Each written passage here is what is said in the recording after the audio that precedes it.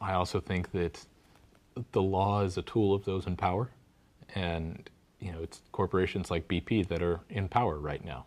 I mean, Glenn Greenwald wrote a great book called With Liberty and Justice for Some, about how we have a two-tiered justice system in this country. We don't really have a rule of law, we have two justice systems. And the division is not necessarily strictly between rich people and poor people. The division is between those that promote the concentration of power in the hands of the elite versus those that threaten to distribute that power or take away some of that power. And I think part of the mistake that a lot of people make is thinking that the law or words like legal are synonymous with moral or just. And that's not the case. I mean, most of our great examples of morality throughout history are people who broke the law. That reminds me of a scene from the film. Take a look. There's been a lot of historical influences from civil disobedience that have influenced me. And, most of them were preaching nonviolence.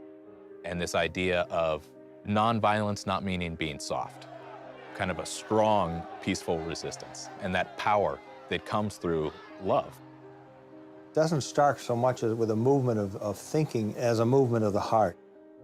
The young people who saw segregated lunch counters in Greensboro, North Carolina in 1960, those 4 students ignited a movement that ultimately involved hundreds and thousands of people, because that movement of the heart touched the hearts of others. The initial purpose of that revolution has to be a simple one. The civil rights movement kind of introduced the whole notion of the possibility of making social change happen.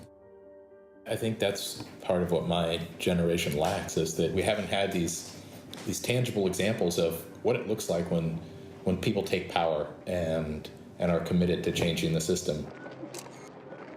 Dr. King said, if I can get 5%, I can change the situation. I only need 5%.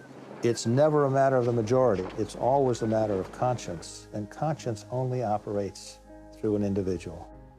I was impressed with the statement you made in your hearing, your sentencing hearing. You said, I say this, what you just talked about, the conscience of the community and why you were doing what you were doing. I say this not because I want your mercy, but because I want you to join me. Is there evidence that people are signing up in sufficient numbers for similar acts of civil disobedience to reach some kind of critical mass? Yeah, I think the numbers that it takes for civil disobedience, if people are actually committed to it, are not overwhelming majority numbers.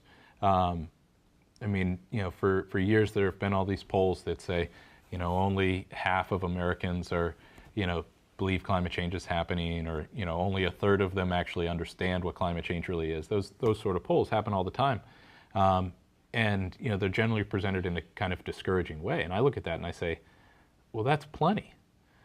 That's that's more than enough. That a third of Americans who might understand this issue, that's 100 million people. That's more than enough to create change in this country, if those people are willing to actually act like they believe it.